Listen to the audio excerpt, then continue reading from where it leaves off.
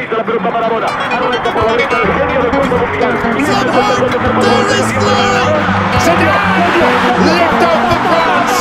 Goal for Bona! Extraordinaria!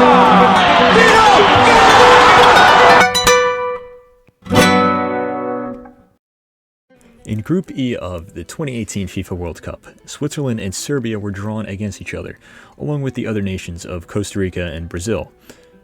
On June 22, 2018, both Switzerland and Serbia were set to face off in what would be a crucial match, with Switzerland doing just enough to earn a tight 1-1 draw with Brazil in the first game, and with Serbia narrowly overcoming Costa Rica 1-0.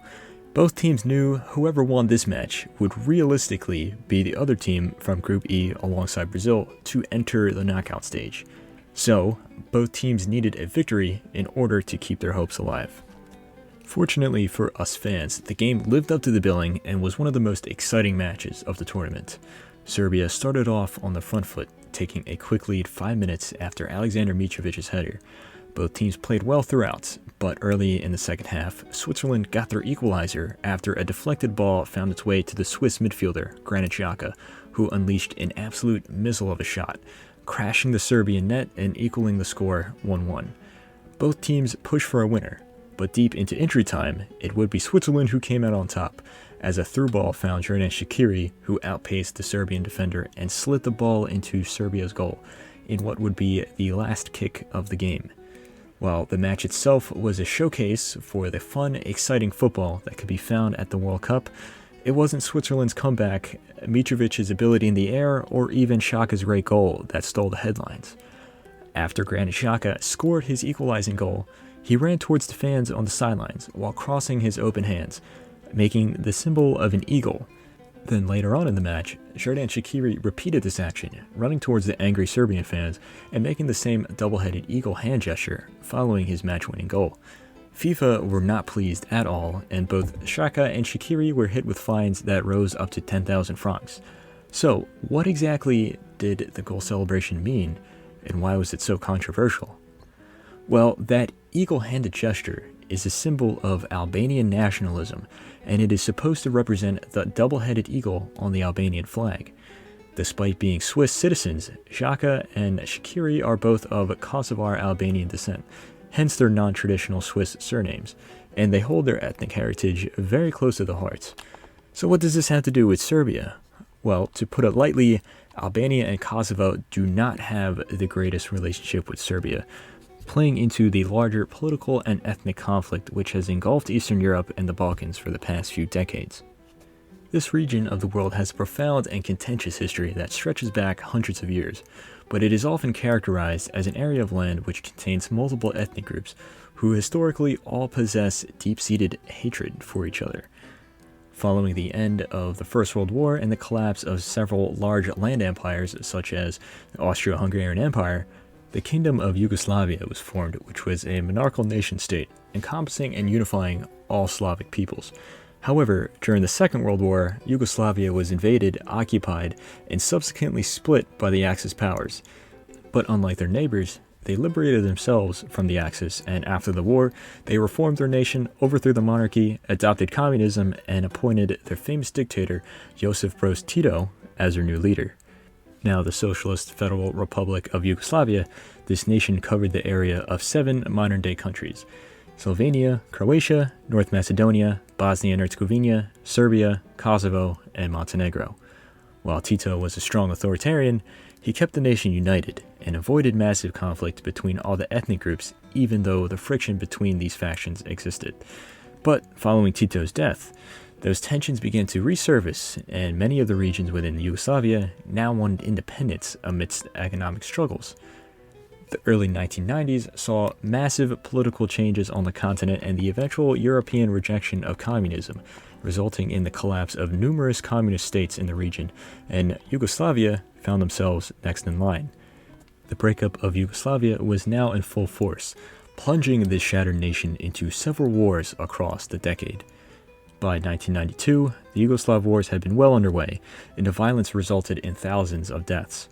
But in April of that year, Croatia, Bosnia and Herzegovina, and Macedonia officially left the Socialist Federal Republic of Yugoslavia, ending the union and leaving only Serbia and Montenegro, as well as the autonomous regions of Vojvodina and Kosovo in the newly formed Federal Republic of Yugoslavia under the leadership of Slobodan Milosevic. The fighting continued, concentrated mostly in Bosnia, between Bosniak Muslims, Bosnian Serbs, and Bosnian Croats. But thankfully, treaties were signed in the mid-90s which put an end to these particular conflicts. Despite the treaties that ended the bloodshed in Slovenia, Croatia, and Bosnia, violence would break out yet again in 1998 as Kosovo now wanted to gain independence from Yugoslavia. Now that Yugoslavia had mostly fallen apart, Kosovars felt that instead of keeping together the former union, Serbia was instead trying to promote Serbian dominance over the region at the expense of Kosovo, a region made up mostly of ethnic Albanians. Following a set of laws that the Kosovar Albanian citizens felt were discriminatory, the Kosovo Liberation Army, or KLA, was formed and they started attacking Serbian police. The Serbian military responded with force, and as a result, the Kosovo War had begun.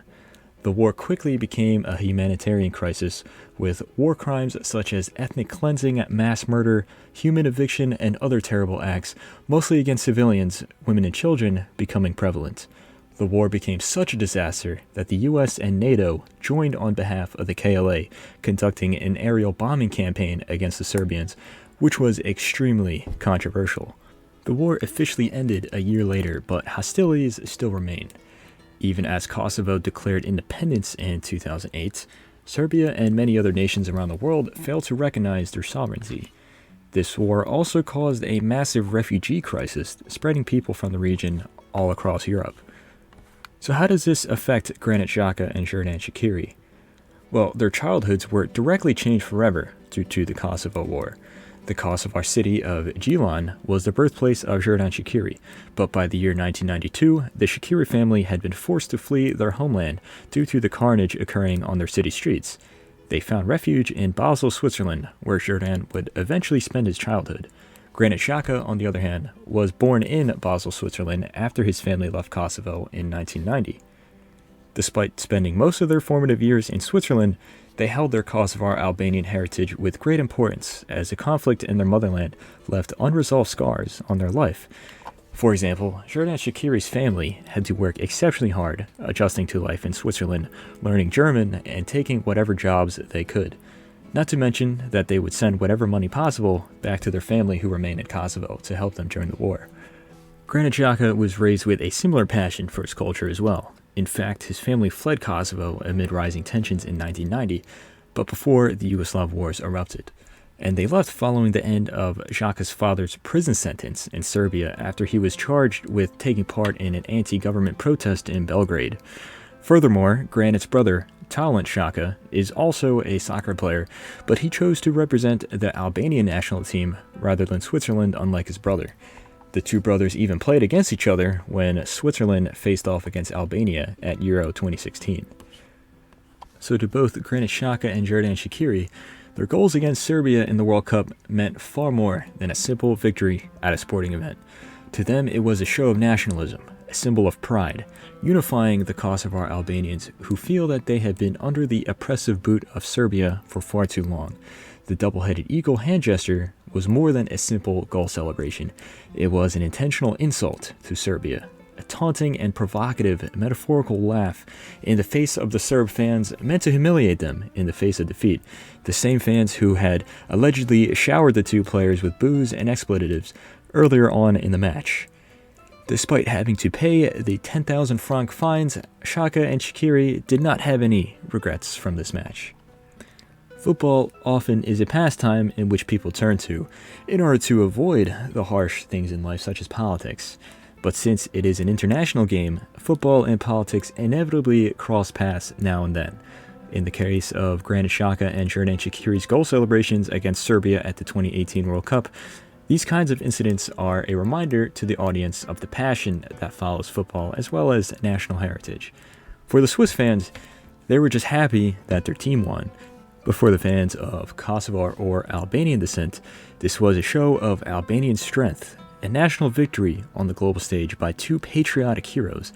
For the Serbian fans, this was an offensive and unspeakable act, carried out by two professional agitators who support a belligerent and illegitimate state. And for us neutrals, it was simply incredibly interesting to watch. Pisa la pelota Maradona, arranca por la derecha el genio del fútbol mundial. From home, there is glory.